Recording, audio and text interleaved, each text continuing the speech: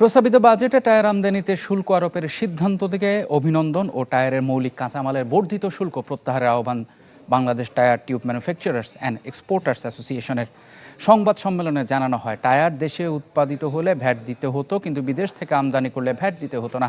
এবারের বাজেটে এই বৈষম্য দূর করা হয়েছে। টায়ার শিল্পের বিকাশে আরও কিছু যৌক্তিক সুরক্ষামূলক ব্যবস্থা প্রয়োজন বলে মনে করেন বক্তারা।